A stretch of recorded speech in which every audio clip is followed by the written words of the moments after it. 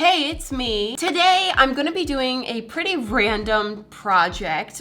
Boom! It's these. These little wooden peg dolls is what they call them, I think. But basically, they're just like very generic forms. Kind of like a human, but like kind of not. It's like a body, sort of. And there are a lot of people who paint these. In fact, somebody actually recently sent me some hand-painted peg dolls, which are adorable. But I've personally never painted these before. It's kind of a challenge because of how simplistic they are. How do I make this look like a thing? I got a lot of them. This one is kind of like more of like a dress. And then I've got the children here. Tiny ones. Oh, this one's got some shape to it. Those curves. Basically, I have no idea what I'm doing with these. Ever since I reorganized my art room, I've been desperately wanting to paint these because they're just so beautifully organized. Should be interesting, I think. Or not. I'm not really sure. Do I have any ideas for these, or are they just pretty? Now I'm wondering, what the heck do I do with a peg? Can I turn this into a character? There's nothing there. How am I gonna do this? Well, I've already committed. Yeah, let's get into the part of the video where I actually start doing something and trying to customize peg dolls. Yeah, well, clearly the excitement was just overtaking me in that moment. I have here 3 of the full-sized, standard-shaped dolls. I'm not ready to handle Miss Curvy yet. With these dolls, it was kind of weird. When I saw them all in my beautiful wooden things drawer, I was smitten, absolutely smitten, okay? It was a box of naked possibilities, and it was beautiful. But the more I looked at them, the less I saw, and I realized this is not a doll at all. It's just a peg. It's a peg. It's literally a wooden peg. So I'm silently panicking, trying to figure out how to convert this peg into a cute character. Oh, it's a rolling pin. Okay, that's not helpful. I actually think the major problem for me is the head. Did you notice the head looks just a little bit awkward? Imagine this with a face. That's just, there's no space for a face. So I have an idea. I'm gonna break out my air dry clay. This is actually just my overflow collection, hence the random color selections. I feel like I've rhymed multiple times.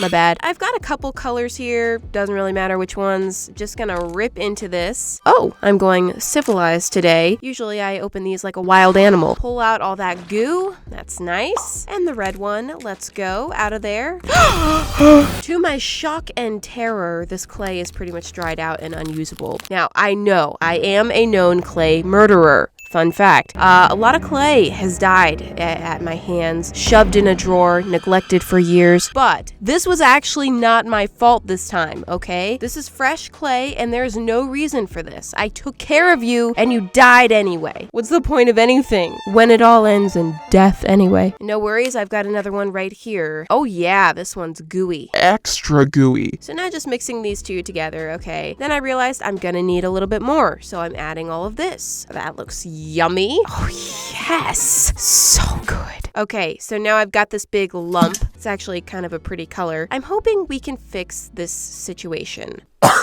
Okay, I'm fine. Okay, I am fine. I'm gonna break up big lump into a couple mini lumps and start forming this one over the top of the head.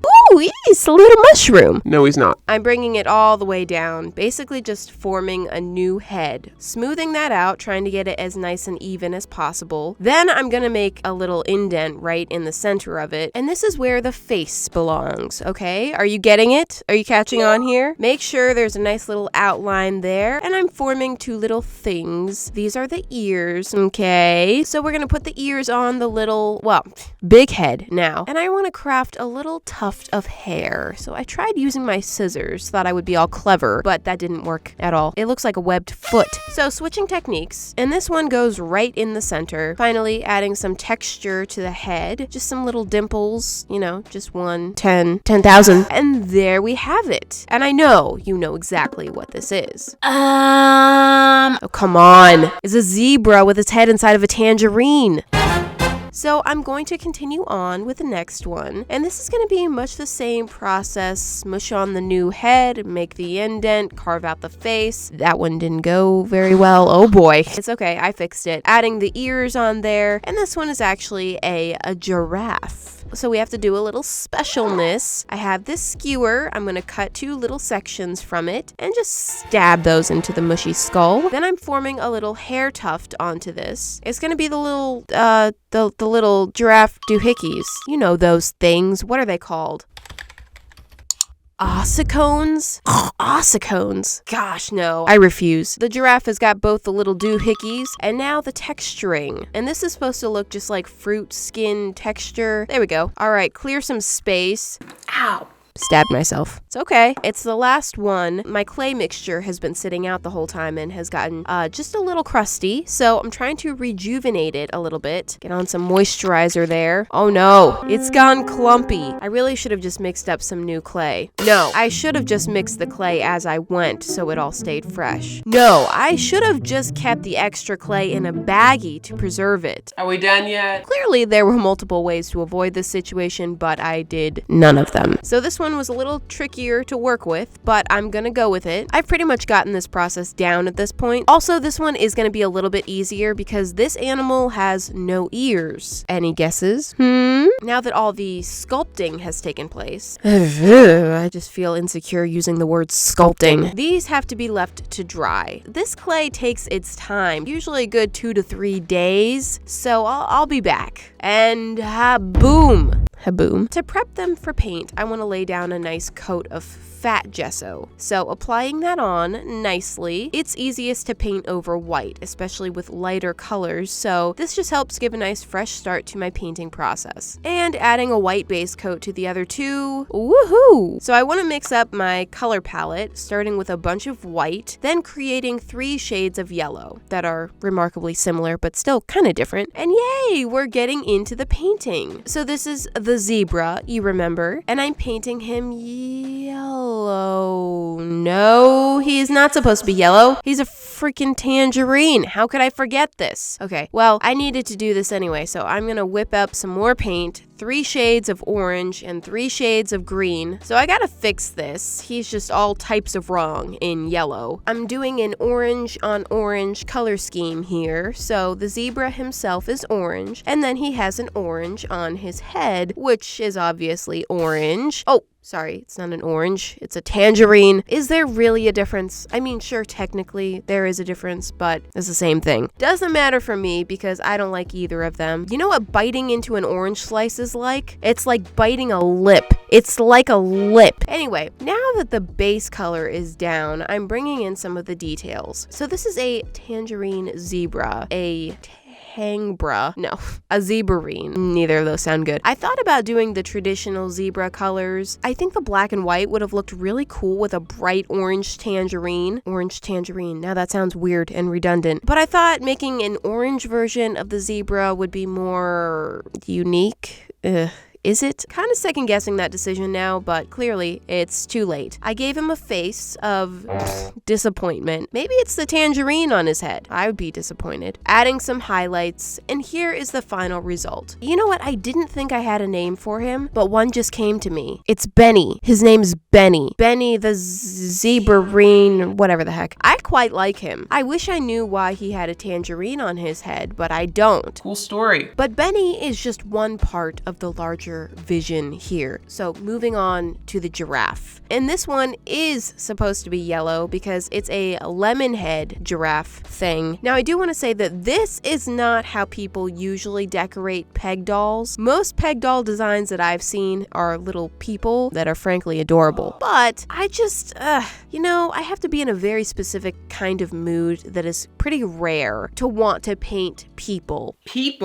I mostly want to paint animals and food, or some combination of both of them. I've also never seen anyone sculpt, notice the quotes around sculpt, onto a peg doll. I'm not saying that I'm the first person to do it ever. That may not be the case before you break into the comments. My cousin Betty Sue sculpts onto her peg doll. She's been doing it for years. She has an Etsy store. I'm not coming for Betty Sue's. I'm just saying I've never seen anyone do this, not saying they don't exist. Also, notice the markers I'm using to color the little doohickeys. That's not a Posca. This is a brand new brand of paint marker. Brand new to me, that is. I don't know how old the brand is. I found them recently and I've been trying them out. See those pastels? I love it. They're nice and pigmented. The color goes on smooth, and I'm kind of liking what I see. I'm gonna keep using them and I'll keep you updated, but for now, This is a tentative love connection. I'm gonna give the giraffe a nice sweet face and some highlights, and she's done. I do think she's really cute. I'm happy to add a giraffe to my character collection because I believe she is the first. I feel like she needs a name since Benny got one. Let's go with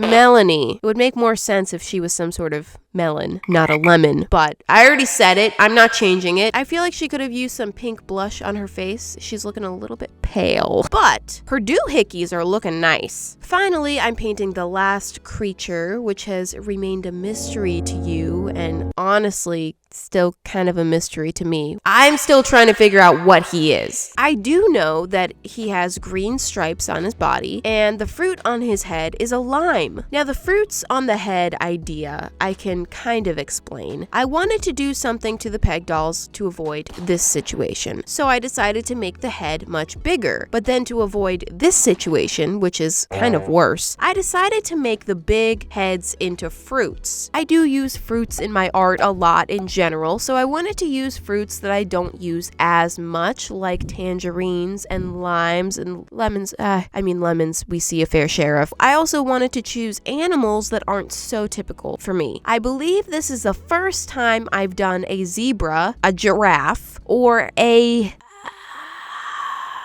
chameleon? Gecko. Iguana. No, it's not an iguana. Let's go with gecko. It's a gecko. This one was the simplest design to paint, so I finished up pretty quickly. After I painted this one, Jordan saw it sitting out on my desk, and he really liked it for whatever reason. So I allowed Jordan the honor of naming him, and he chose the name Tyler. His name's Tyler. This is Tyler. Here is the full set of citrus fruit head animal peg dolls. I wasn't really expecting to make something like this when I decided to customize peg dolls, but hey, I'm not really complaining either. I think they came out pretty unique and really cute. Plus, I'm glad I got to do some different animals than usual, different colors than usual, different fruits than usual, on different items than usual. So it was a different kind of thing. I hope you guys enjoyed this video. Thank you so much for watching, and I'll see you next Friday. Bye!